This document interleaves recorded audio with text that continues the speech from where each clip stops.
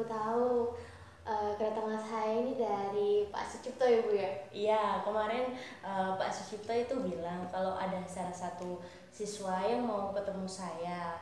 Tapi Mbak Rini tahu sendiri kan, ini ada pandemi ini, jadi ibu nggak bisa ketemu Mbak Rini di sekolah, makanya Mbak Rini ibu suruh datang ke sini. Iya Bu, sebenarnya saya juga ya gak enak juga sama ibu sebenarnya kalau datang ke rumah, cuma karena ya Pak Suciptonya yang nyuruh ya udah saya datang Bu. Ya justru ibu yang mau minta maaf sama Mbak Rini, soalnya saya suruh ke rumah. Ya nggak apa-apa sih Bu. Ya, ya. Gimana duduknya? Ya ya udah nanya. AC-nya gimana? Ya udah adem aja ya nggak apa-apa. Oke. Kabarnya gimana Mbak Rini? Sejauh ini kabarnya baik-baik aja ya Bu. Paling ya kadang-kadang stres juga gara-gara tugas, ibu tahu aja sekarang tugasnya banyak banget. Iya, bukan Mbak Rini saja yang stres, tapi semua pasti merasakan itu. Meskipun Pak Guru, Ibu Guru, semuanya pasti juga stres mau ngasih tugas susah sama siswanya, itu kasihan. Tapi kalau nggak dikasih tugas itu udah tuntutan dari sana. Jadi sama-sama memaklumi ya Mbak Rini ya. Betul Ibu. Keluarga gimana keluarga? Sehat-sehat aja Bu, syukur. Ya kebanyakan juga kita di rumah ya Bu, Iya. gak kemana-mana, jadi ya untungnya sih paling gara-gara covid ini ya bisa banyak waktu sama keluarga sih Bu. Ngomong-ngomong, sebelumnya Mbak Rini sudah pernah melakukan konseling? Apa sudah paham konseling apa gimana? Kalau Ibu boleh tahu.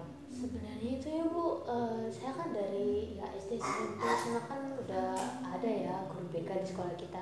Cuma ya saya ya nggak tahu guru BK itu kayak gimana, konseling itu kayak gimana. Cuma dengar kalau ada anak yang katanya sih Bu bermasalah itu datang ke guru BK untuk menyelesaikan masalahnya. Tapi konseling itu yang kayak gimana sih saya nggak tahu Bu. Emang konseling itu kayak gimana ya Bu? Oh ya, baik Ibu. Jelaskan terlebih dahulu ya Mbak Rini ya. Sebenarnya konseling itu merupakan bantuan yang diberikan oleh konselor. Di sini konselornya Ibu ya. Ya. Dan untuk konselingnya Mbak Rini untuk menyelesaikan masalah Mbak Rini. Oh, katanya itu ya Bu, katanya teman-teman saya Iya. pernah datang ke guru BK, katanya sampai sana itu cerita-cerita Bu, itu mirip ke curhat gitu tadi. Oh iya, gini Mbak Rini, beda sama curhat. Soalnya kalau dalam konseling itu ada aturan-aturannya, seperti ada asas, contohnya asas kerahasiaan. Jadi Mbak Rini kalau cerita sama Ibu ya masalah Mbak Rini nggak akan Ibu ceritakan kepada siapa-siapa, yang tahu hanya Mbak Rini sama saya saja. Tapi kalau Mbak Rini mengizinkan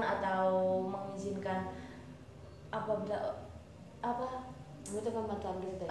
ya membutuhkan bantuan seadanya ya, orang tua Mbak Rini apa gimana, boleh tahu itu Yang boleh. bersangkutan gitu ya? Ya, yang bersangkutan maksud Ibu. Iya sih Bu, sebenarnya saya juga rada malu ya Ibu. Gimana ya? Karena ya masa-masa ini juga ya seperti itu lah Bu, namanya anak muda ya Bu. Gimana? Sebenarnya gini Bu, kan kemarin kan saya ya dimarahin Pak sama Pak Sucipto gara-gara tugasnya lupa saya kerjain Bu. Sebenarnya itu gimana ya Bu ngomongnya ya? Gimana Mbak Rini, gimana? Saya itu punya hobi ya Bu, hobi nonton drama Korea ya Bu. Oh, Ya. iya. Bu tahu sendiri anak muda Iya, zaman iya, sekarang iya, suka iya. drama Korea gara-gara ya pokoknya ganteng-ganteng, jalan ceritanya bagus-bagus. Sebenarnya itu juga karena tugasnya itu banyak banget ya Bu. Jadinya kan saya stres, beban pikiran kan, akhirnya saya coba refreshing nyari drama Korea. Tapi karena keasikan akhirnya kan nonton episode 1, 2, 3 Sampai kalau selesai. sampai kita itu Iya. nanggung ya Bu. Iya. Akhirnya lupa deh sama tugasnya Bu. Gitu ya Bu sebenarnya. Oh, jadi di sini tuh Mbak Rini tuh stres sama tugasnya. Jadi Mbak Rini tuh melampiaskan stresnya Mbak Rini itu dengan menonton drama Korea. Oh iya, Ibu paham. Soalnya Ibu juga pernah muda, pernah sekolah, jadi Ibu pernah merasakan apa yang Mbak Rini rasakan di sini. Tapi di sini Mbak Rini hanya kurang dalam manajemen waktunya. Iya sih, sebenarnya kayaknya seperti itu sih Bu. Ya bener Ibu, kayaknya kayak gara-gara nggak bisa manajemen waktu lebih tepatnya Bu. Terus gimana dong Bu? Nyelesaiannya? Jadi Mbak Rini, sebenarnya masalah Mbak Rini ini bisa diselesaikan dengan teknik-teknik yang ada dalam konseling. Oh, teknik-teknik. Oh, berarti teknik dalam konseling ini banyak ya, Bu? Iya, benar sekali. Sebenarnya dalam konseling ini mempunyai banyak sekali teknik-teknik yang bisa digunakan dalam menyelesaikan masalah. Hanya saja menurut Ibu, teknik yang cocok digunakan untuk menangani masalah Mbak Rini ini adalah self management, karena di sini tuh Mbak Rini masalahnya hanya kurang bisa mengatur diri sendiri dan mengatur waktunya, sehingga dalam manajemen waktu itu sulit gitu loh. Oh, berarti kita menggunakan teknik self management. Iya. Karena saya nggak bisa mengatur diri gitu ya, Bu? Iya, benar sekali. Terus nanti ini saya dalam pengaplikasian itu saya gimana, Bu? Sebenarnya ya ada suara anak saya. Ay, nggak boleh ya, tenang aja, santai aja. Ya, ganggu. Bisa diulangi kembali Mbak Rini? Iya. Maaf. Itu nanti kan katanya menggunakan teknik self management ya, Bu? Ya. Terus saya mesti gimana, Bu, di pengaplikasian ini nanti? Ya, dalam pengaplikasian teknik ini Mbak Rini nanti diharapkan aktif dan fokus mendengar instruksi dari Ibu ya. Oke, siap Ibu. Kita mulai sekarang, Bu? Iya, kita mulai sekarang, tapi sebentar ya Ibu ambil buku dulu ya. Iya, sebentar ya. Maaf ya. Ngomong-ngomong, ini maksudnya apa ya? Sebentar Ibu jelaskan. Jadi begini Mbak Rini, Ibu suruh menulis ya di sini. Di sini ditulis apa keinginan Mbak Rini dan apa saja yang sudah dilakukan sama Mbak Rini, ya. Oh iya. Mohon maaf ya suara anak saya. Nggak apa-apa. Tujuan dulu ya, Bu ya? Ya, tujuan. Kemudian apa saja yang sudah dilakukan oleh Mbak Rini? Tujuan saya sih, Bu, jujur ya, Bu ya. Ya. Walaupun saya gini-gini, Bu, saya juga mau lulus. Oh, iya. Bisa cita-cita saya yang pengen jadi guru juga kayak Ibu. Tapi ya itu tadi, ya nggak semudah itu. Jadi cita saya itu, Ibu, saya bisa mengerjakan tugas tepat waktu. Mengerjakan tugas.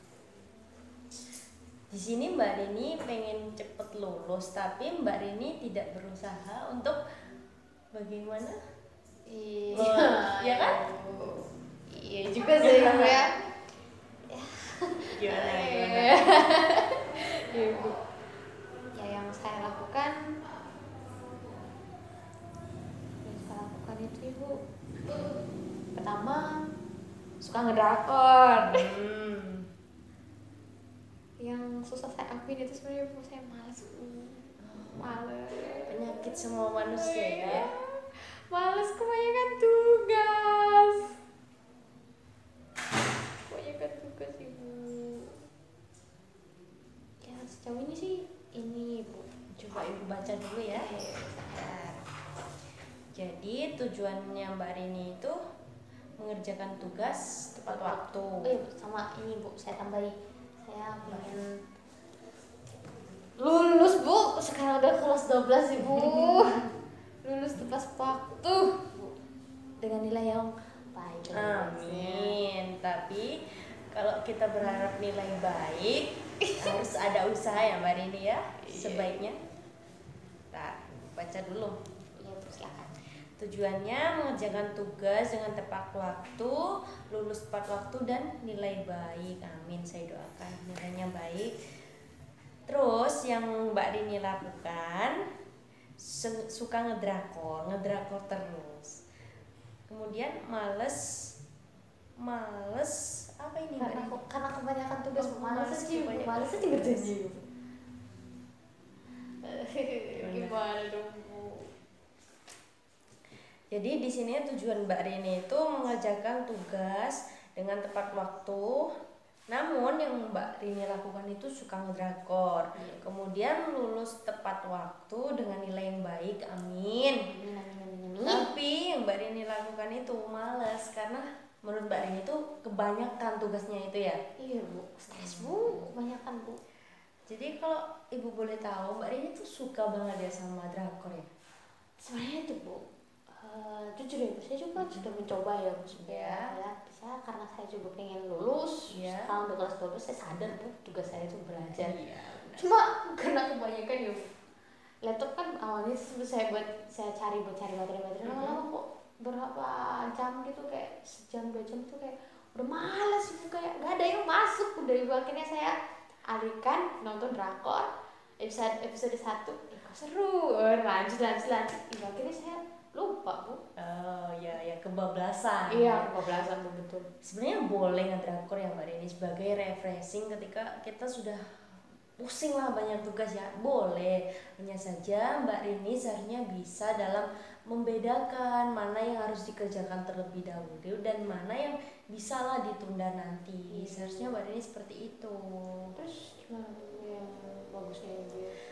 Jadi kalau sebaiknya menurut Ibu ya, Mbak Rini di sini bisa menggunakan kayak seperti membuat jadwal jam segini contohnya ya, jam 7 malam sampai jam 8 malam itu Mbak Rini digunakan untuk belajar. Jam 9 ketika jam 8 kan kalau belajar lama-lama kan pusing ya Mbak Rini, Ibu merasakan itu pusing. Itu nggak apa-apa buat Mbak Rini refreshing, nggak drakor, tapi besoknya lagi Mbak Rini melakukan itu. Pokoknya Mbak Rini mulai sekarang itu buat jadwal, bagaimana lah caranya mengatur waktu, dan jangan hanya membuat jadwal ya Mbak Rini, tapi harus Mbak Rini lakukan itu. Harus berusaha melakukan itu. Iya Bu, terima kasih Ibu. Ya iya Bu, benar juga sih Bu, saya menyadari itu. Saya akan mencoba juga buat membuat jadwal yang Ibu bilang tadi. Memang saya merasakan sendiri Bu, setelah 1 jam lah, 1,5 jam itu mungkin fokus saya bisa sepenuhnya ya. Tapi setelah itu udah kayak saya ngerasa kalau percuma aja gitu Ibu. Iya Ibu merasakan apa yang Mbak Rini rasakan. Ibu pernah sekolah dan sampai saat ini pun Ibu juga pernah seperti itu, merasakan seperti itu Mbak Rini. Kita itu nggak bisa belajar yang lama, itu nggak bisa, kita butuh refreshing. Jadi Mbak Rini nggak apa-apa drakor, tapi harus Mbak Rini itu yang utamakan yang tugasnya dulu, baru Mbak Rini ngedrakor. Mbak Rini lah lebih bisa bagaimana lah tahu yang penting, mana yang menurut Mbak Rini kurang penting. Kalau Mbak Rini pengen nilainya bagus, lulus tepat waktu, ya bagaimana caranya Mbak Rini usahakan bisa tugasnya bisa diselesaikan dengan tepat waktu Mbak Rini begitu. Bu, tapi Bu, walaupun sebenarnya ya Bu, kalau buat jadwal itu tadi ya, kadang saya aku ya Bu, pasti kedepannya mungkin saya bakal lalai deh. Gimana kenapa? Lalai. Ya Mbak Rini, saya paham bahwa semua manusia itu ada salahnya, ada kelalaiannya. Namun begini, dalam teknik itu sebenarnya ada terusannya ya. Tekniknya belum selesai dong. Belum ada terusannya. Jadi begini, ketika Mbak Rini ini lalai dalam mengerjakan apa yang sudah Mbak Rini jadwalkan itu, Mbak Rini itu bisa memberikan hukuman pada diri sendiri. Hukumannya itu seperti apa? Begini, contohnya Mbak Rini lupa ya dalam mengerjakan tugasnya, lalai, males-malesan. Jam-jam yang Mbak Rini sudah tulis untuk rebahan, untuk nonton drama Korea, untuk istirahat, itu Mbak Rini gunakan untuk mengerjakan tugas belajar yang Mbak Rini sudah jadwalkan, yang Mbak Rini lalaikan tadi. Gitu. Jadi berarti kalau saya lalai berarti saya nggak punya waktu buat rebahan dong Bu. Iya, makanya itu akan menjadi motivasi Mbak Rini bagaimana caranya supaya Mbak Rini itu tidak mengambil jam istirahat Mbak Rini itu buat ngerjain belajar, ngerjain tugas seperti itu. Oh gitu ya Bu. Berarti iya sih Bu, saya akhirnya ngerti Bu. Oke, boleh lah. Nanti saya coba ya untuk melakukan jadwal yang sudah kita atur hari ini, dari perjanjiannya juga akan saya lakukan. Nah terus Ibu, ini nanti selesai gini aja tuh? Bukan belum. Jadi begini ya, nanti kalau seminggu yang akan datang Mbak Rini bisa balik lagi ke sini, kita lihat bagaimana perubahan Mbak Rini setelah melakukan konseling ini, bagaimana, apakah lebih baik apa bagaimana. Mbak Rini bisa datang ke sini kembali ya. Iya Bu, siap Ibu, terima kasih Bu. Iya. Kayaknya dengan konseling ini tuh saya punya apa ya Bu, apa yang saya rasakan itu bisa saya bagi ke orang lain. Soalnya karena saya malu juga Ibu tuh kalau ceritanya, apalagi kalau cerita sama orang tua kan saya takut responnya itu malah buat saya ketakutan Bu. Ya mungkin kalau nanti Ibu punya waktu 1 minggu dari sekarang mungkin saya datang lagi, nggak apa-apa? Iya nggak apa-apa, Mbak Rini datang ke sini, cerita Mbak Rini itu aman sama saya. Ibu nggak akan pernah bilang sama siapapun. Jadi Mbak Rini kalau seandainya ada masalah, Mbak Rini bisa datang ke sini kembali. Terima kasih banyak ya Bu ya. Mungkin habis ini saya langsung pulang. Iya nggak apa-apa ya. Terima kasih Mbak Rini, makasih.